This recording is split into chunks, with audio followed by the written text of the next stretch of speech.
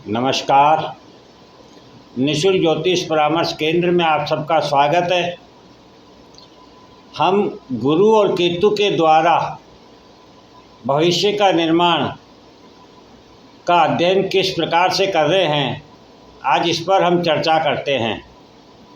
और आप भी अपनी कुंडली में गुरु केतु के द्वारा आपके भविष्य का निर्माण का अध्ययन कर सकते हैं।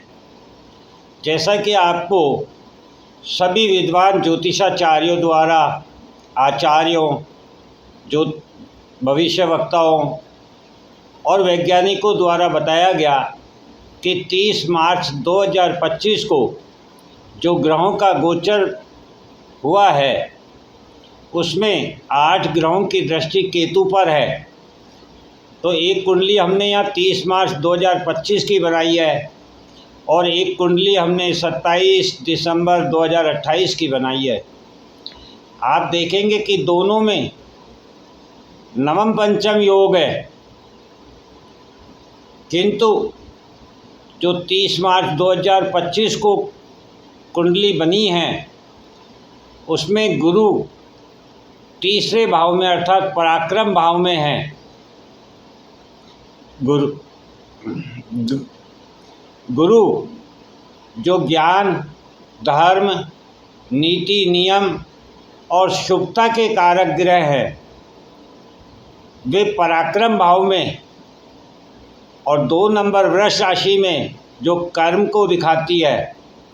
और ऐसा कर्म जो व्यक्ति अपने कार्य से सदा बिजी व्यस्त रहता है और कभी किसी से शत्रुता नहीं रखता है, केवल अपने कर्म पर ध्यान देता है, क्योंकि वृष राशि का प्रतीक चिन्ह बैल होता है।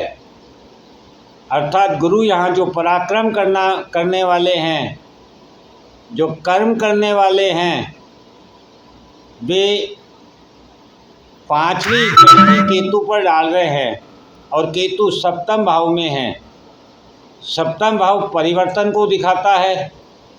6 नंबर कन्या राशि भी परिवर्तन को दिखाती है और केतु आध्यात्म के कारक ग्रह हैं। तो केतु आध्यात्म की ओर ले जाना चाहते हैं और गुरु अपने पराक्रम के द्वारा, अपने कर्म के द्वारा ज्ञान और बुद्धि को पूर्वानुसार करना चाहते हैं। अर्थात जो हमारे विचारों में परिवर्तन हुआ है उन विचारों को बदलना चाहते हैं और पुनः उन विचारों को लौटाना चाहते हैं जो हमारे संस्कारों में हैं, जो हमारे सिद्धांतों में हैं, जो हमारे शास्त्रों में हैं। इस प्रकार से ये प्रोग्राम 30 मार्च 2025 को गुरु और केतु ने शुरू किया था और 27 दिसंबर 2028 की कुंडली में यदि हम देखें तो यहाँ केतु गुरु से नवम भाव में है। केतु लग्न में मिथुन राशि में स्थित है और गुरु तुला राशि में पंचम भाव में स्थित है।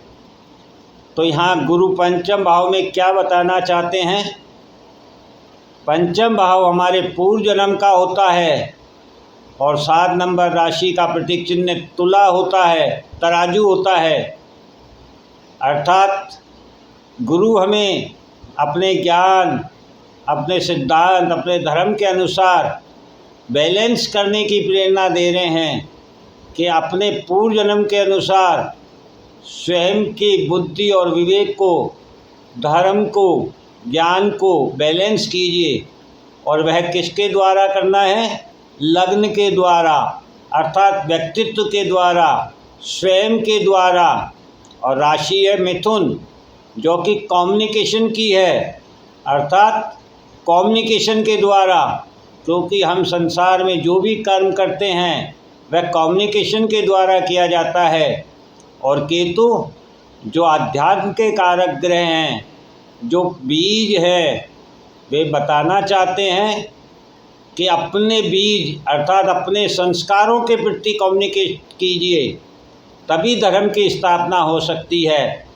तो दोनों कुंडलियों में आप देखेंगे नवम पंचम योग है, किंतु 30 मार्च 2025 को गुरु से केतु पंचम में हैं और 27 दिसंबर 2028 को केतु गुरु से नवम भाव में हैं।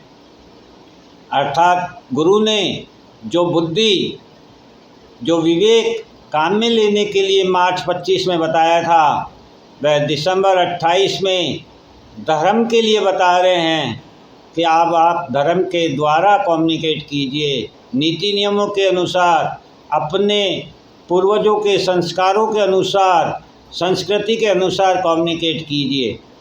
इसी प्रकार से आप अपनी कुंडली में इन भावों की गणना कर सकते हैं। गुरु केतु जितना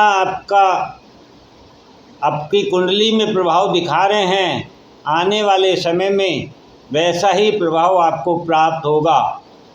इसलिए स्वयं अपनी कुंडली का अध्ययन कर सकते हैं और जान सकते हैं कि मार्च 2025 से आने वाले समय में आपको गुरु और केतु किस प्रकार का प्रभाव देने वाले हैं।